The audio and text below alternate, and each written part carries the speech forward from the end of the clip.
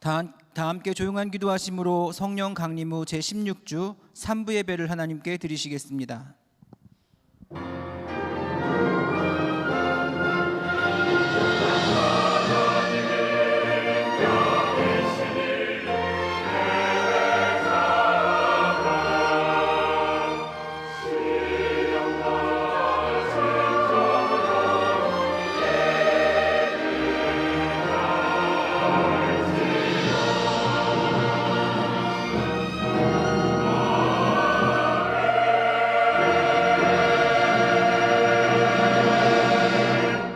할렐루야. 내 영혼아 여호와를 찬양하라.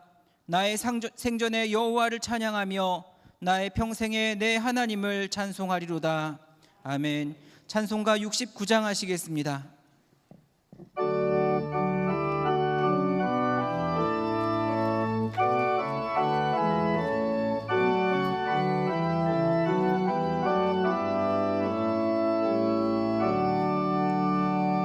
온 천하 만물을 얼어 주를 찬양하여라. 할렐루야 할렐루야.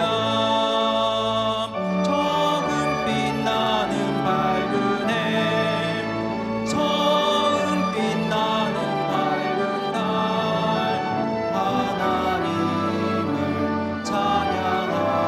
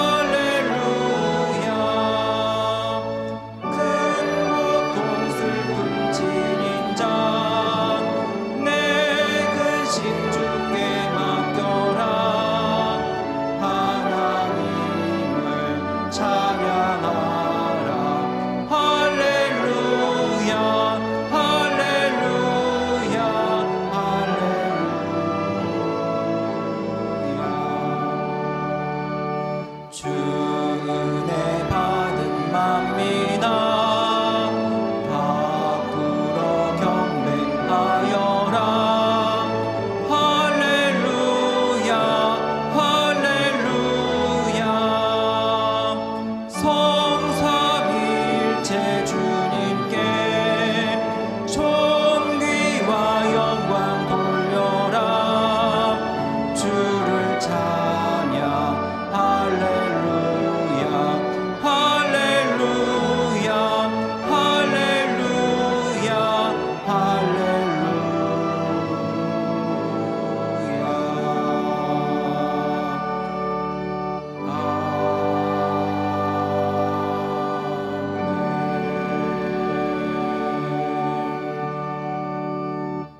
다 함께 교독문 87번 요한계시록 21장의 말씀을 함께 교독하시겠습니다.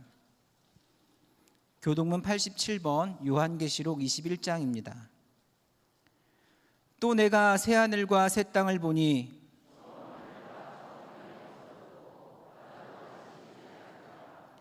또 내가 봄에 거룩한 성 새 예루살렘이 하나님께로부터 하늘에서 내려오니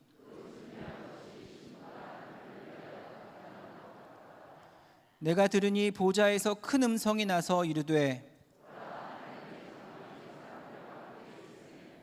하나님이 그들과 함께 계시리니 그들은 하나님의 백성이 되고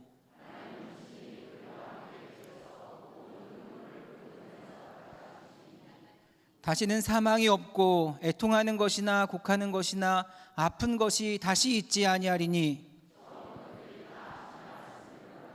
보좌에 앉으신 이가 이르시되 아멘. 성부 성자와 성령 찬송과 영광 돌려오네 대초로 지금까지 또 영원으로 성삼위께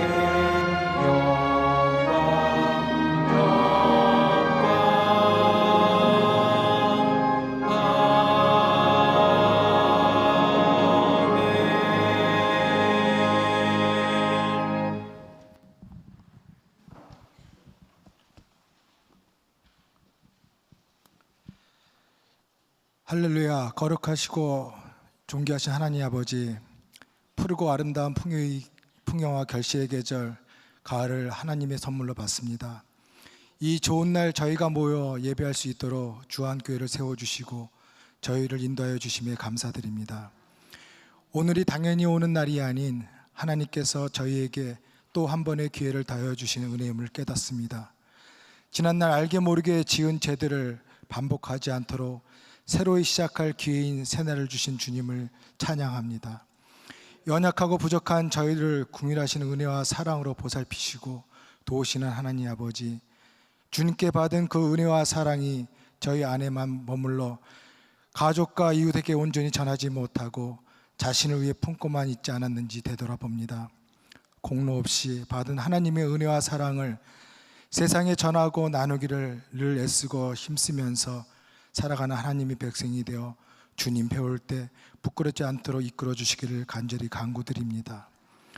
하나님 아버지, 저희 주한교회가 설립된 지 곧 100주년을 맞이합니다. 교회를 세워주시고 지켜주신 은혜로 헤아릴 수 없는 많은 믿음의 열매를 맺었으며 믿음의 선진들의 순종과 섬김으로 지역사회 복음화를 위한 모퉁이 돌로 사명을 감당케 하심에 감사드립니다. 간절히 바라옵기는 주한지역 주거 재개발 사업으로 타 지역 주민이 이제 올 때 그 많은 영혼들이 하나님을 영접할 수 있도록 머리 대신 그리스도를 따라 이 지역 복음화를 위해 다시 일어서는 주한교회가 되도록 능력을 더하여 주시길 간절히 바랍니다.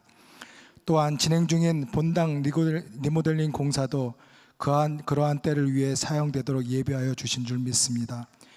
리모델링 공사가 무사히 잘 마칠 수 있도록 지켜주시고 수고하는 공사 관계자들을 축복하여 주시기 바라며 하나님의 방법과 섭리로 잃어버린 영혼들을 위한 여호와 일의 역사가 이곳 주한교회에 나타나게 하여 주시기를 주님께 간절히 기도드립니다.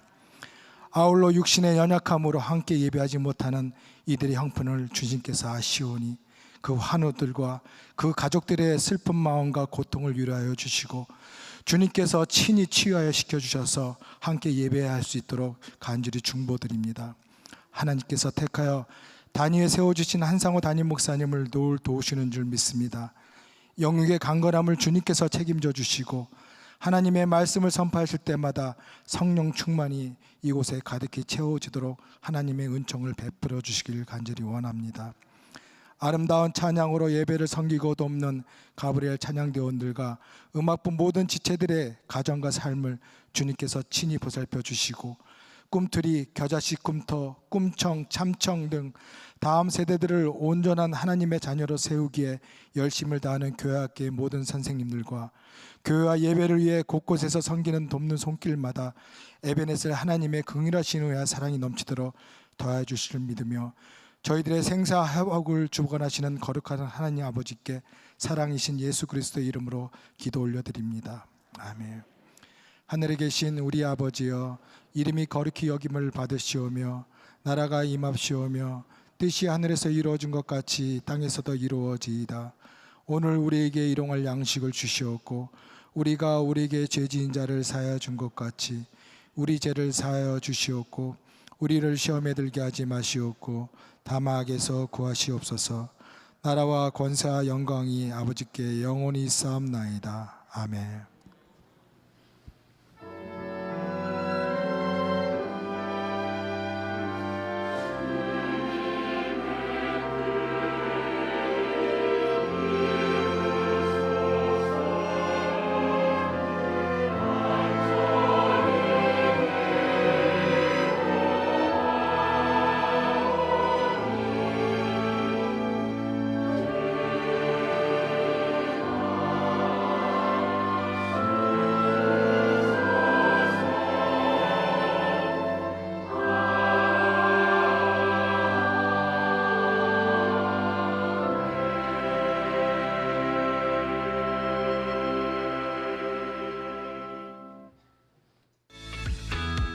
다시 일어서리라. 주안교회 성도 여러분 안녕하세요. 9월 25일 교회 소식 전해드립니다. 지난 목요일 고 한경수 감독님 11주기 추모 예배가 엠브리지 501호에서 열렸습니다. 추모 예배는 교역자 장로, 구역장님들과 가족들이 참석한 가운데 다시금 감독님의 정신과 가르침을 되새기는 시간이 되었습니다. 특별히 한상호 담임 목사님께서는 전심전력이라는 제목의 설교에서 감독님은 평생 전심전력 하나님과 교회를 사랑하셨던 분이었음을 회고하며 그 뜻을 이어나가 우리 모두가 하나님 앞에서 교회를 위해 더욱 전심전력 섬길 것을 요청하셨습니다. 특별히 이 시간 이을순 사모님께서 거주 중이신 주택을 교회에 기증하는 순서도 함께 했는데요. 모든 것을 하나님과 교회를 위해 헌신하신 큰 뜻에 참석자 모두가 큰 감동을 받는 시간이었습니다. 오랜 시간이 지났지만 삶으로 보여주신 감독님의 귀한 가르침을 기억하며 전심전력을 다해 하나님과 교회를 사랑하는 우리 모두가 되길 소망합니다. 매월 마지막 주 주일은 소중한 가족 우리 위 모금이 있는 날입니다. 따뜻한 동행 부탁드립니다. 주안지방연합성회가 오늘부터 수요일까지 대원교회 이막순 목사님을 강사로 모시고 성경적 가정의 원리라는 주제로 성덕교회에서 열립니다. 은혜를 사모하는 성도님들의 많은 참여 바랍니다. 다가오는 수요일 속장 기도회가 함께합니다. 낮속은 수요 예배 후 1교구는 엠브리지, 2교구는 믿음실이며 밤속은 저녁 7시 믿음실입니다. 거룩한 시간을 위하여 기도해 주시길 바랍니다. 3, 4분기 회계보고는 10월 9일 주일까지입니다. 사업 보고서와 통장사본을 교회 사무실로 제출해 주시길 바랍니다. 대예배실 의자교체 및 리모델링 공사로 예배 장소가 변경됐는데요. 수요 예배는 교구별로 나뉘어 1교구 갈릴리, 베다니, 서머나, 엠마오 구역은 엠브리지 501호에서 2교구 가나안, 나사렛, 버가모, 빌립보, 안디옥 구역은 믿음실입니다. 금요기도회는 엠브리지 501호에서 드려지오니 변경된 예배 장소 확인 부탁드립니다. 이번 주 두 가정의 혼인잔치 소식입니다. 나사렛 구역 정순이의 집사와 이현수 성도의 장녀 이주미 양의 결혼식이 10월 1일 토요일 오전 11시 서울 영등포 KR 컨벤션 웨딩에서, 서머나 구역 이민숙 권사와 강병대 집사의 장녀 강술래 양의 결혼식은 10월 1일 토요일 오후 1시 부평 벨라루체 웨딩홀에서 열립니다. 두 가정의 아름다운 시작을 위하여 많이 참석하셔서 축복해 주시길 바랍니다. 대예배실 곳곳에 성도님들의 사랑이 채워지고 있습니다. 지난주에 이어 3층 난간 공사가 본격적으로 진행되며 3층은 마무리 단계에 접어들고 있는데요. 앞으로의 은혜로운 공사의 진행을 위해 함께 모여 귀한 사역에 동참하는 자리를 마련했습니다. 매주 토요일 2시 30분 구역별로 모여 기도와 청소로 그 의미를 더할 예정인데요. 바쁘시더라도 많이 참석해 주시길 소망하며 모든 과정이 사랑과 은혜 가운데 완성될 수 있도록 기도와 헌금에 동참해 주시길 기도드립니다. 9월의 마지막 시간들 풍성하게 마무리하세요. 감사합니다. 지난 주간 영원한 안식에 들어간 분이 계십니다. 서머나 구역 안희영 집사의 시부께서 18일 주일에, 빌리보 구역 전경희 권사의 남편이신 이상복 권사께서 20일 화요일에, 안디옥 구역 신경옥 집사의 남편께서 22일 목요일에 각각 하나님의 품에 안기셨습니다. 미처 위로의 인사 전하지 못하신 분들께서는 따뜻한 위로의 인사 전해주시기를 바랍니다. 이 시간은 어제 결혼식을 마치고 예배에 참석한 신혼부부를 축복하는 시간입니다. 신랑 이동욱, 신부 최슬기.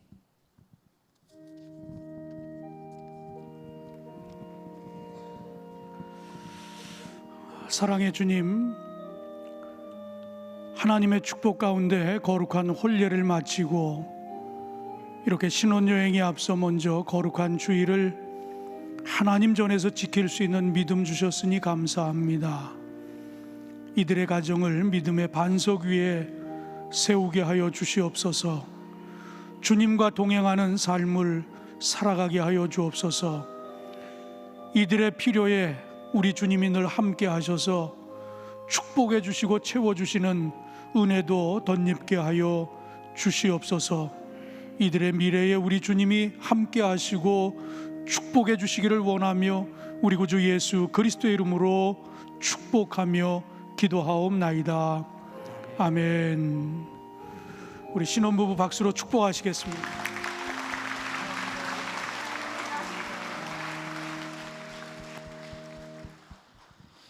찬송가 505장 부르시면서 준비하신 예물 하나님께 봉헌하시겠습니다.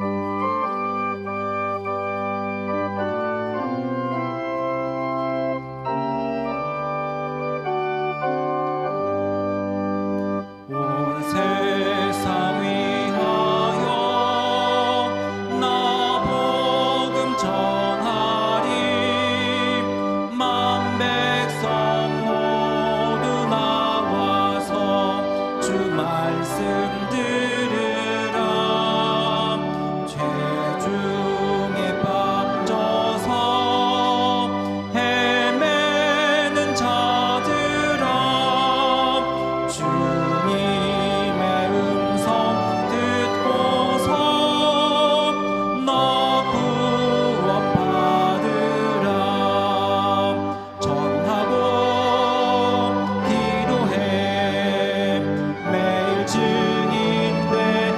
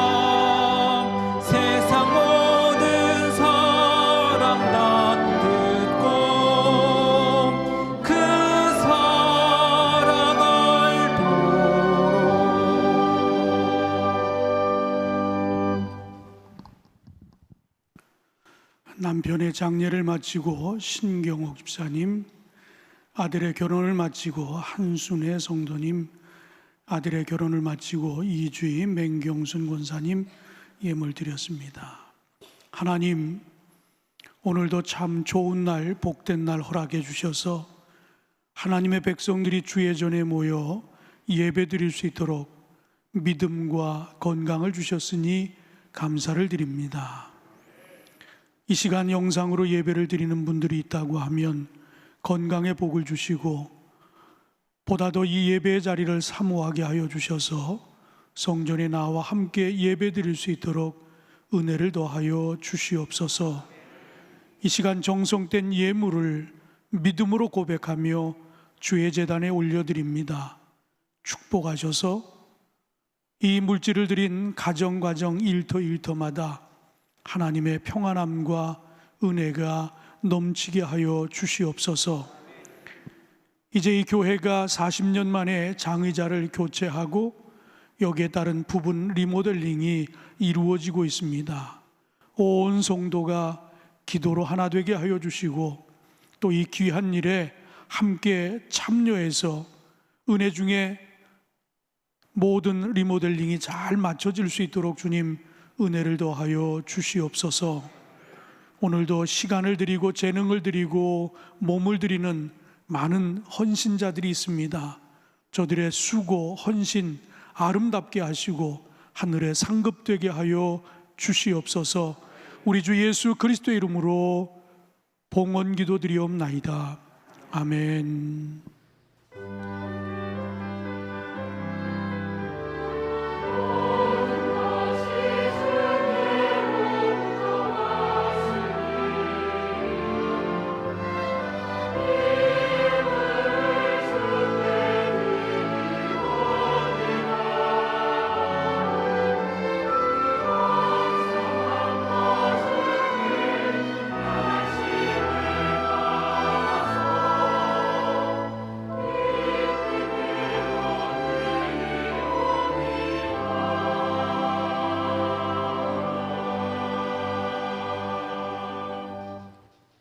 하나님 말씀 보시겠습니다. 오늘 함께 은혜 받으실 말씀은 빌립보서 1장 12절에서 18절까지의 말씀입니다. 빌립보서 1장 12절에서 18절, 신약성경 318면입니다. 형제들아, 내가 당한 일이 도리어 복음 전파의 진전이 될 줄을 너희가 알기를 원하노라. 이러므로 나의 매임이 그리스도 안에서 모든 시위대 안과 그 밖의 모든 사람에게 나타났으니 형제 중 다수가 나의 매임으로 말미암아 주 안에서 신뢰함으로 겁없이 하나님의 말씀을 더욱 담대히 전하게 되었느니라. 어떤 이들은 투기와 분쟁으로, 어떤 이들은 착한 뜻으로 그리스도를 전파하나니 이들은 내가 복음을 변증하기 위하여 세우심을 받은 줄 알고 사랑으로 하나 그들은 나의 매임과 괴로움을 더하게 할 줄로 생각하여 순수하지 못하게 다툼으로 그리스도를 전파하느니라. 그러면 무엇이냐? 거칠애로 하나 참으로 하나 무슨 방도로 하든지 전파되는 것은 그리스도니 이로써 나는 기뻐하고 또한 기뻐하리라. 아멘.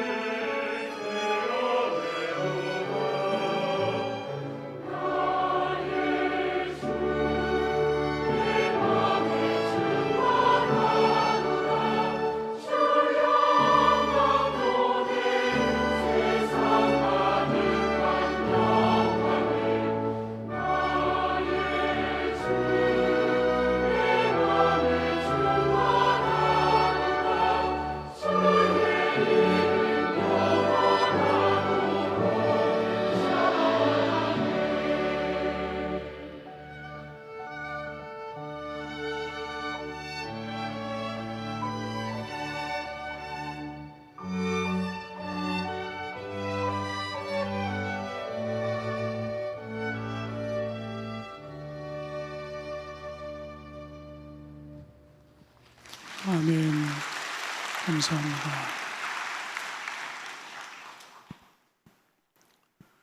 어느 집사님이 노방전도를 하다가 한 아저씨하고 마주치게 됐습니다. 그래서 그 아저씨에게 예수 믿고 천당 가세요 그랬더니 이 아저씨 반응이 참 흥미를 끌었습니다.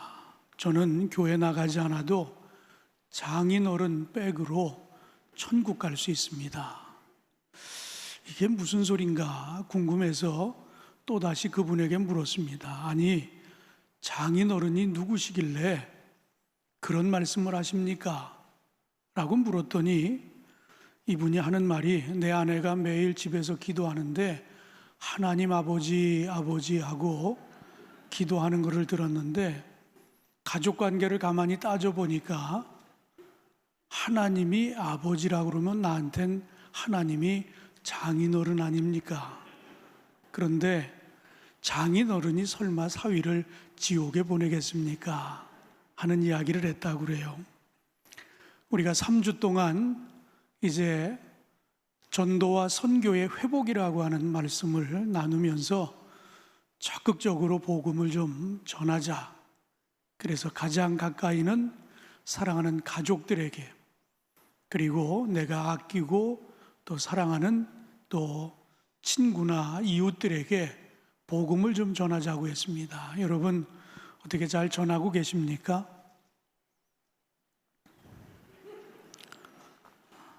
반응이 참 묘하네요.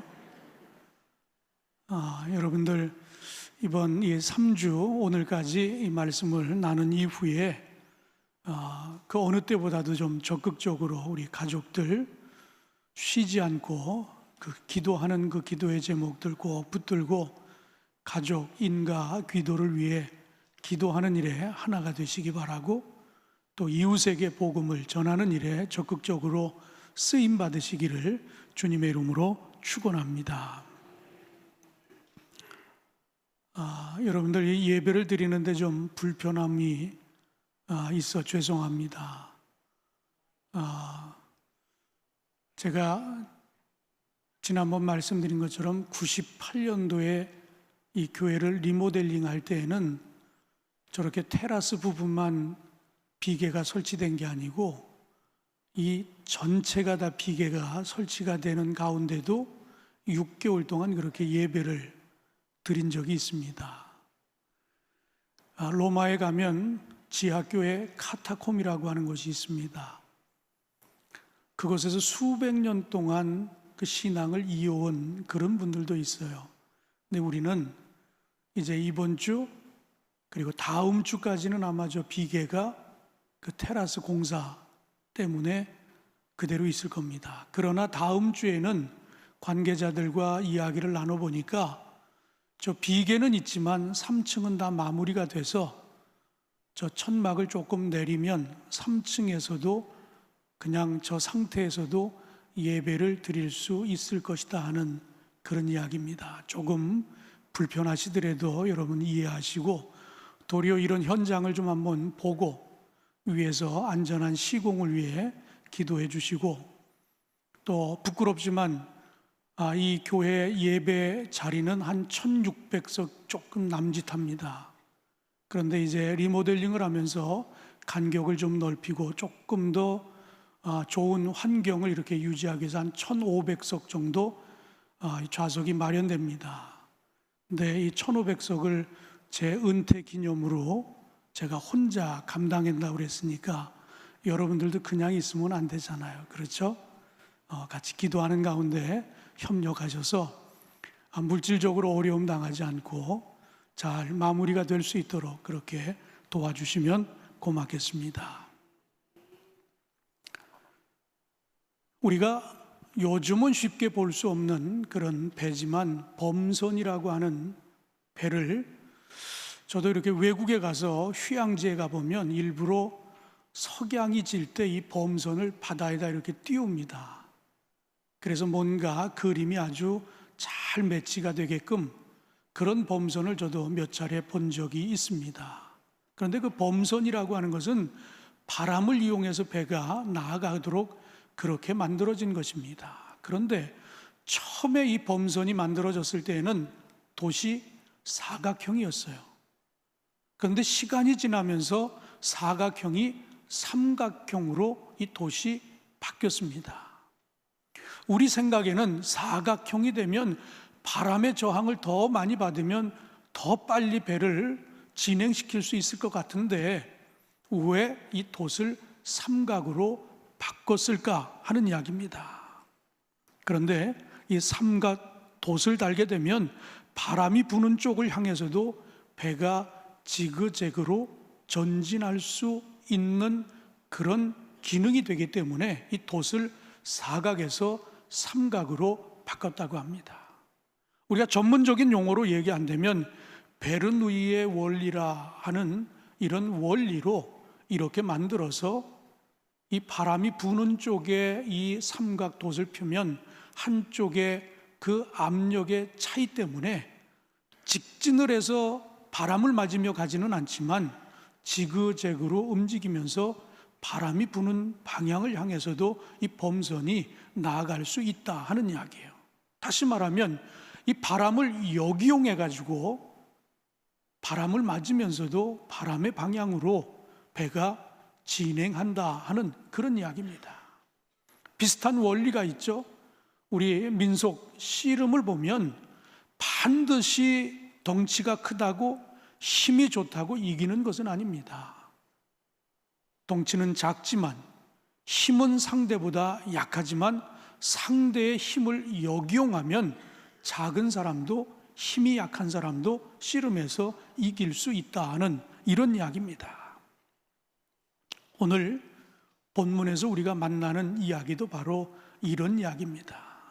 상대의 힘을 역이용하는 이런 내용이 오늘 본문에 등장하는데 바로 사도 바울이 빌립보서에서 쓴 기록을 보면 이런 앞서 범선의 돛에 관한 이야기 그리고 씨름의 상대의 힘을 역이용하는 이야기, 이런 이야기를 우리가 본문에서도 만나볼 수 있습니다.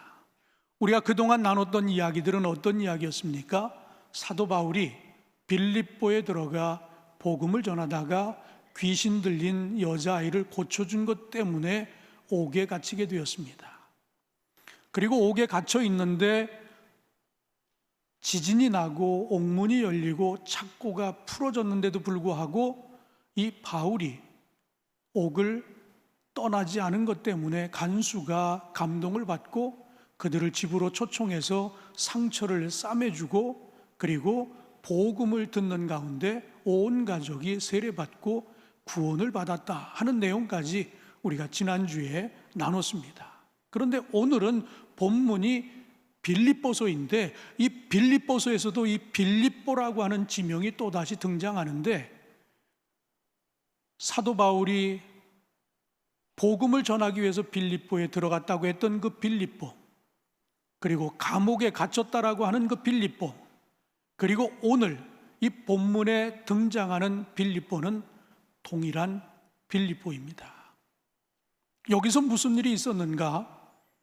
이 이야기를 통해서 우리가 사도 바울의 그 통 큰 모습, 아주 비범하고 대범한 모습, 그런 모습을 우리가 이 본문에서 만날 수 있습니다. 복음을 전하다가 많은 저항에 부딪혔지만 그 저항을 이겨내고 상대의 그런 그 저항을 이용해서 모든 영광은 주님께 라고 하는 이런 모습을 우리에게 보여주고 있는데, 오늘 우리들에게도 오늘 이 본문을 나누는 가운데 사도 바울이 가지고 있는 이런 비범함이 여러분 모두에게도 있게 되기를 주님의 이름으로 축원합니다. 이 빌립보서는 우리가 잘 아는 대로 사도 바울은 예배소서, 빌립보서, 고린도 전후서 이런 글을 썼어요. 지명이 등장합니다. 그런데 여러분 분명히 알아야 할 것은 지명이 등장하는 서신은 그 지명이 등장하는 그곳에서 쓴 것이 아닙니다. 그것을 떠난 제3의 장소에서 그곳에 있는 이들을 향해서 글을 쓴 것입니다. 그러니까 오늘 이 빌립보서도 사도 바울이 예배소에 있는 또 다른 감옥에 갇혀 있으면서 이 빌립보에서 빌립보 교인들에게 해야 할 이야기, 그리고 그가 사랑받은 것에 대한 감사의 이야기를 바로 이 에베소에 있는 어느 감옥에서 빌립보에 있는 교인들에게 쓴 편지가 바로 빌립보서입니다. 왜 이런 편지를 썼는가 하면, 바울이 빌립보 감옥에 갇히게 됐을 때 빌립보 교인들이 오늘날로 말하면 영치금 같은 그런 것을 넣어줬어요. 왜? 복음을 전하다가 어려운 일을 당하니까. 그리고 여전히 바울이 하고 있는 이 복음을 전하는 사역들이 계속되기를 원하면서 헌금을 사도 바울에게 했습니다. 그런데 급하게 이 빌립보를 떠나서 다른 지역으로 가다 보니까 그런 감사하는 마음을 표현할 수 있는 시간적인 여유가 없었어요. 그래서 다른 지역에 지금 가 있지만 그 지역에서 편지를 쓰면서 빌립보 교인들에게 그동안 고마웠다고, 감사했다고, 그리고 이 신앙을 잘 지키라고 그렇게 편지를 쓴 것입니다. 오늘 이런 편지를 쓰는 가운데 아주 특이한 그런 표현들이 있어서 이 말씀을 나누게 되었습니다. 오늘 본문의 15절 말씀에 보니까 이런 표현이 있어요.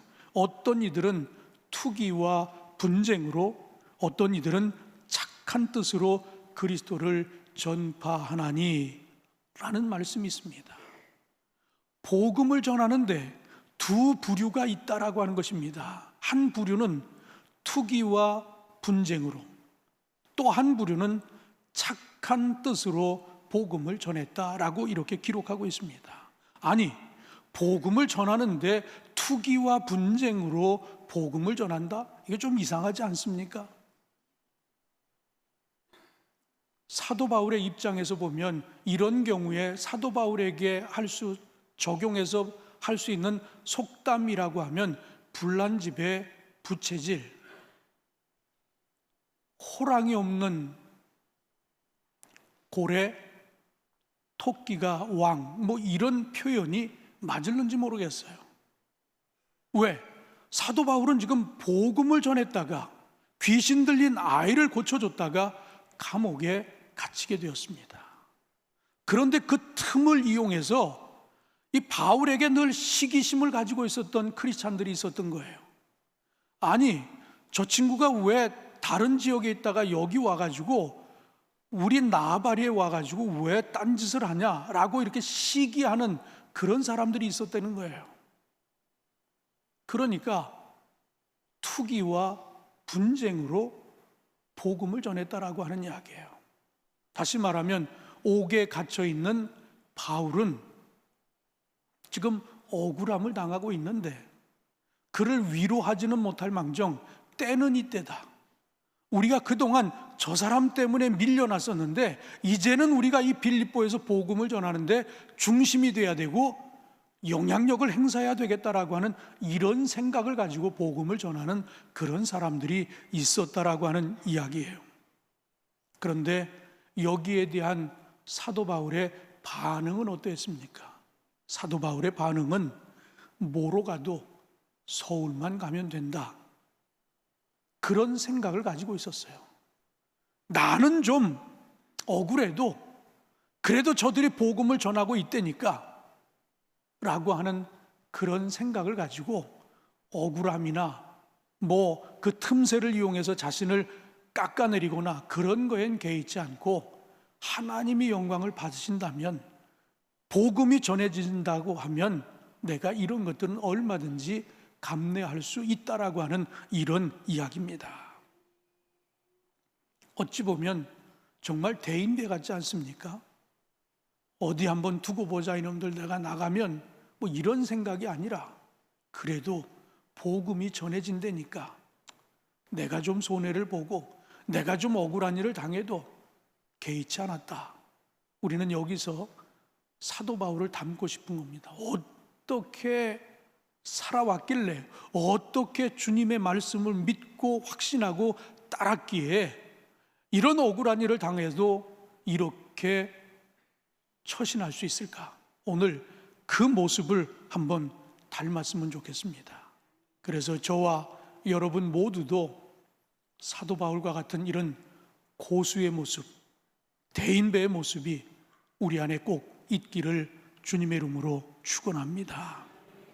그렇다면 그 대인배의 모습이 어디서 나타나고 있습니까? 첫째로 복음을 변증할 수 있어야 한다. 사도 바울이 변증을 했다라고 하는 이야기가 등장합니다. 오늘 본문 16절에 보니까 이들은 내가 복음을 변증하기 위하여 세우심을 받은 줄 알고 사랑으로 하나. 오늘 우리가 이 본문 속에서 분명하게 내용을 이해해야 할 것은 복음을 전하는 데는 두 부류가 있다. 하나는 투기와 분쟁으로 복음을 전하는 사람들이 있는 반면 또 한 그룹은 아주 착한 뜻을 가지고 그리스도를 전파하는 사람이 있다 하는 이야기입니다. 그런데 오늘 이 본문 16절에서 이들은 이라고 가리킨 사람은 후자를 뜻하는 겁니다. 착한 뜻을 품고 그리스도를 전파하는 이들을 칭하는 이야기예요. 근데 그들이 사도 바울과 한 뜻이 돼서 어떤 일을 했습니까? 내가 복음을 변증하기 위하여 복음을 변증했다라고 그랬어요. 130여 년 전에 이 대한민국의 제물포항에 선교사들이 처음 들어왔을 때 그분들이 뭘 했을까요? 그들도 변증을 했다, 그렇게 말할 수 있어요. 왜? 이 나라에 와봤더니 이미 아주 오래전부터 불교가, 유교가 자리 잡고 있었기 때문에 기독교를 알리려고 하면 그들과 아무래도 논쟁을 벌일 수밖에 없습니다. 기독교가 가지고 있는 복음의 진리, 우리 주님이 유일한 구세주라고 하는 것을 그들에게 알리려고 하면 타 종교와 아무래도 논쟁을 벌일 수밖에 없다라고 하는 이야기예요. 제가 이건 예를 든 것입니다. 사도 바울 시절에 그렇다면 그가 뭘 변론했을까요? 사도 바울 시절에는 우리가 영지주의와 같은 이런 이원론, 잘못된 가르침, 이런 것들에 대한 변론이 필요했다라고 하는 이야기입니다. 대대로 내려오고 있는 고대 그리스도의 철학과 그리스의 신화와 같은 이런 이야기들, 이것들과 변론할 수밖에 없는 그런 상황이었다라고 하는 이야기예요. 그걸 이겨내고 극복하고 복음을 받아들일 수 있도록 우리 주님을 증거하는 그런 일에 그가 최선을 다했다라고 하는 이야기입니다. 그렇다면 우리가 전해야 할 변증, 이 변증해야 할 복음과 진리는 무엇일까요? 20세기 영국의 강해 설교 대가였던 마틴 로이드 존스라고 하는 분이 이런 이야기를 했습니다. 교회와 복음의 메시지는 분명합니다. 선의를 가지고 살라는 모호한 메시지나 더 나은 삶을 살라는 보편적인 권면이 아닙니다.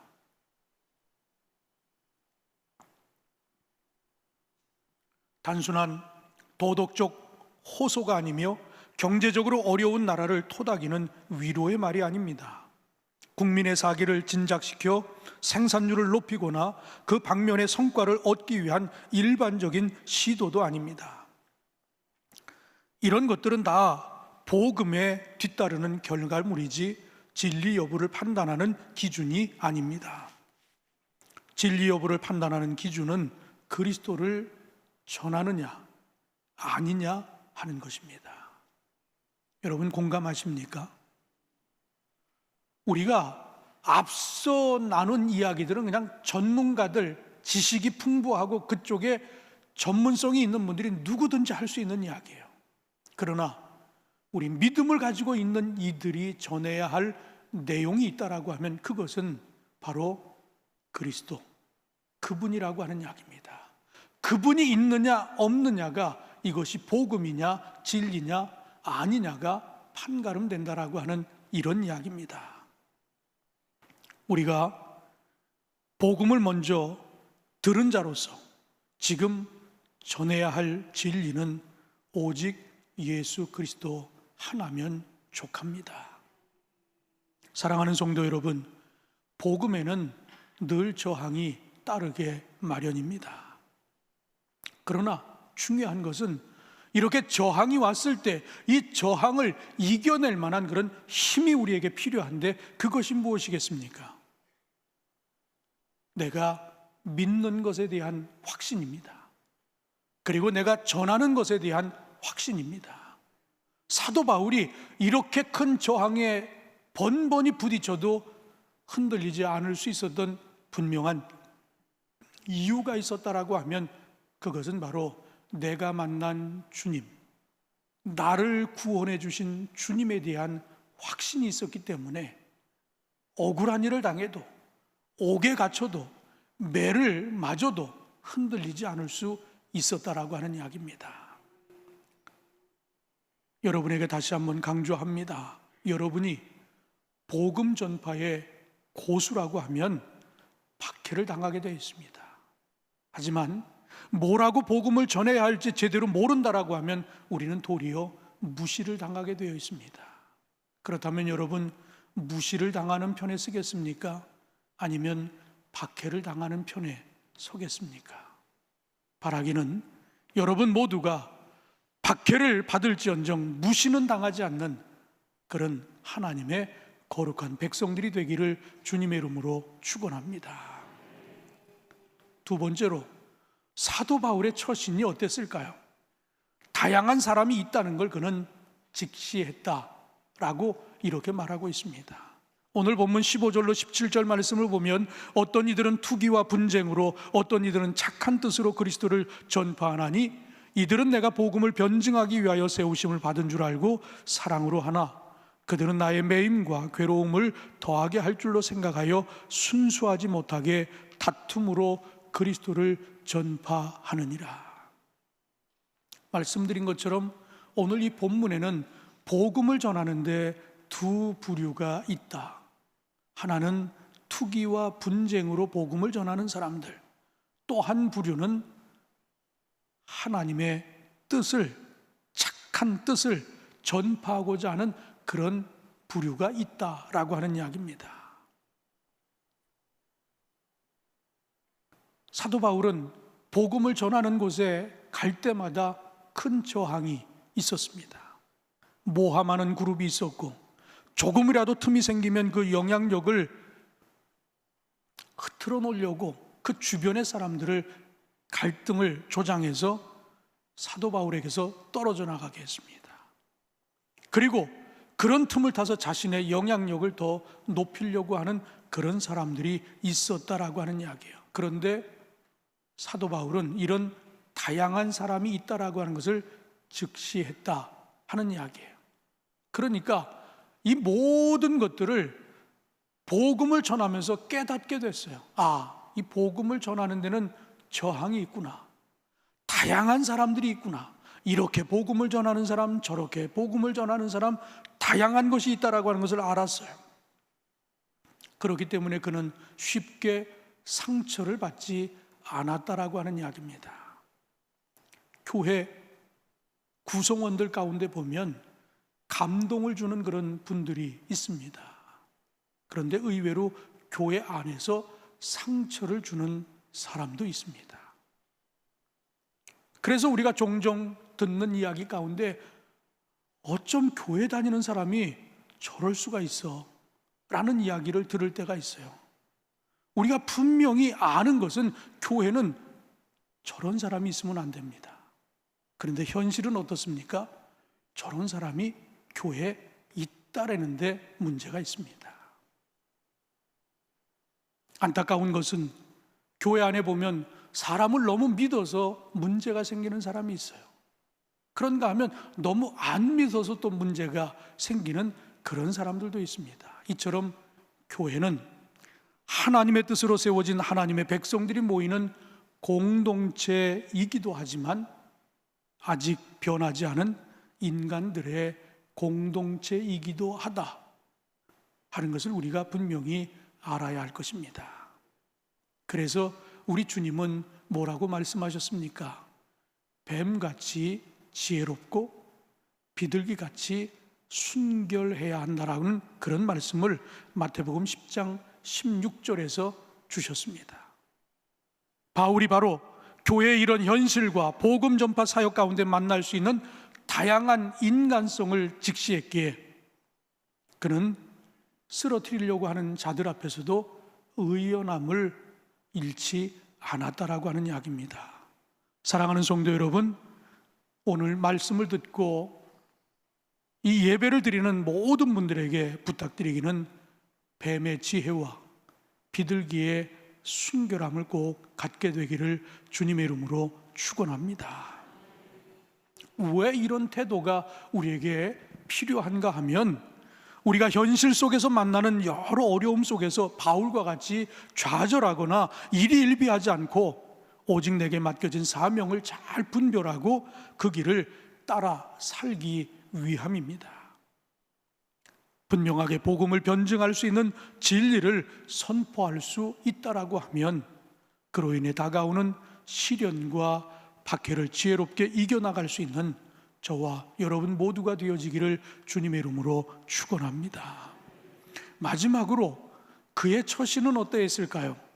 세 번째 말씀은 내가 아닌 하나님의 선교임을 알아야 한다라고 말씀하고 계십니다. 빌립보의 바울이 온전히 복음을 변증할 수 있었던 이유, 그리고 빌립보에서 바울의 영향력을 좁히자고 그렇게나 열심히 복음을 전했던 사람들을 두고서도 바울이 태어날 수 있었던 이유가 뭘까요? 그것은 바로 깨달음이었습니다. 오늘 이 본문 18절 말씀에 보면 그러면 무엇이냐? 거칠애로 하나 참으로 하나 무슨 방도로 하든지 전파되는 것은 그리스도이니 이로써 나는 기뻐하고 또한 기뻐하니라 이렇게 고백을 하고 있습니다. 바울은 분명 옥에 갇혀 있는 기간에 큰 타격을 입었습니다. 그 지역 안에서 복음을 전하고 이미 복음을 영접한 교인들 사이에서 갖고 있었던 영향력이 줄어들고 있었고, 그리고 옥에 갇혔다라고 하는 것을 여러 가지 구실로 오해를 사게끔 그렇게 만들었기 때문에 바울은 큰 타격을 입었습니다. 그런데도 불구하고 바울이 이런 상황에서도 뭐라고 고백하고 있습니까? 기뻐하고 또한 기뻐했다라고 그렇게 이야기하고 있어요. 그렇다면 이런 상황에서도 기뻐하고 또 기뻐할 수 있었던 이유가 무엇이었을까요? 그는 위대한 선교가 자신의 것이 아니라 하나님의 것, 하나님의 선교라고 하는 사실을 분명히 알았기 때문입니다. 오늘 우리에게도 이런 분명한 확신, 내가 아니라 우리 주님이 드러나야 되고, 내가 아니라 주님이라고 하는 사실을 여러분 깨달았다라고 하면 우리는 어떤 작은 어려움에 일희일비하지 않을 수 있다라고 저는 분명히 확신합니다. 그러나 우리가 복음을 전하다 보면 내가 중심이 되는 생각을 가질 때가 있습니다. 내가 중심이 되는 생각을 가질 때 어떤 일들이 벌어집니까? 내가 억울하면 안 되는 것입니다. 내가 중심이 된다라고 하는 생각을 갖게 되면 내가 일정 지분 이상 영향을 미쳐야 한다라고 그렇게 생각을 합니다. 내가 중심이 돼야 된다라고 하면 내가 어떻게 하는가가 가장 중요해진다라고 하는 이야기예요. 그러나 하나님 중심으로 생각을 옮겨가게 되면 어떻습니까? 꼭 내가 아니어도 된다라고 하는 이런 생각을 갖는다라고 하는 이야기예요. 오늘 사도 바울이 우리에게 보여준 모습이 그거 아닙니까? 나는 지금 감옥에 갇혀 있어요. 억울함을 당하고 있습니다. 내 영향력이 줄어들고 있습니다. 명예가 실추되고 있습니다. 그러나 그들이 투기와 분쟁으로 하고 있는 게 뭡니까? 그럼에도 불구하고 그들이 복음을 전하고 있다라고 하는 이야기예요. 그리스도를 나타내고 있다라고 하는 이야기입니다. 나는 그렇기 때문에 그들이 어떤 의도를 가지고 그 일을 하는지는 모르지만 그래도 그들이 하는 일은 그리스도를 전하는 것 아니냐. 그러니 그 억울함 속에서도 기뻐하고 또한 기뻐한다라고 그렇게 고백을 했던 것입니다. 사랑하는 성도 여러분, 우리들도 바울과 같이 이런 큰 마음, 큰 시야, 그리고 여유와 품격이 드러나게 되기를 주님의 이름으로 축원합니다. 우리의 말 한마디, 우리의 행동거지 하나하나 가운데 일하시는 하나님의 품성이 여러분을 통해 드러나게 되기를 주님의 이름으로 축원합니다. 결국 전도와 선교의 회복은 우리가 믿는 대로 말로 전하고 말하는 대로 최선을 다해 살아가기만 한다면 이후 하나님께서 알아서 다 책임을 져주실 것입니다. 사랑하는 성도 여러분, 오늘 이 시간을 통해 이제 전도와 선교의 회복이라고 하는 이 말씀은 마치도록 하겠습니다. 중요한 건 우리가 깨달았다라고 하면 작은 것부터 실천하는 겁니다. 내가 할 수 있는 것부터 실천하는 것입니다. 끊임없이 복음을 전하는 일에 귀하게 쓰임받는 저와 여러분 모두가 되어지기를 주님의 이름으로 축원합니다. 기도하겠습니다. 하나님, 내가 아닌 하나님의 선교라고 하는 말씀을 우리가 나눴습니다. 사도 바울의 그 비범함을 우리가 이 말씀 속에서 깨닫고 사도 바울이 가지고 있었던 그 큰 믿음, 큰 시야, 그 모든 것들을 포용하는 그 모습이 오늘 우리 안에서도 나타나기를 간절히 소망합니다. 그래서 어떤 저항이 있더라도 끊임없이 전하고 또 전하는 일에 쓰임받는 우리 주 안의 모든 성도들 되게 하여 주시옵소서. 예수님의 이름으로 기도하옵나이다. 아멘. 일어나셔서 다짐 찬양 같이 드리겠습니다.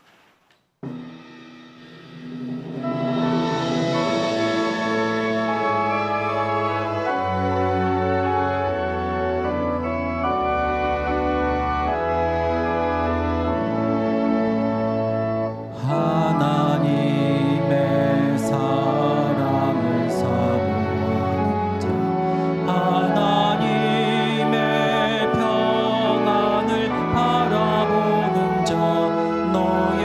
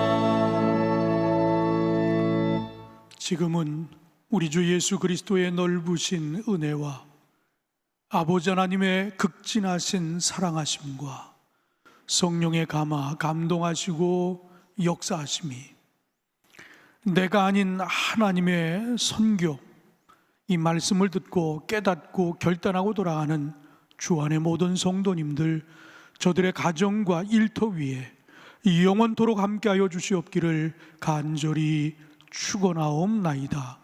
아멘.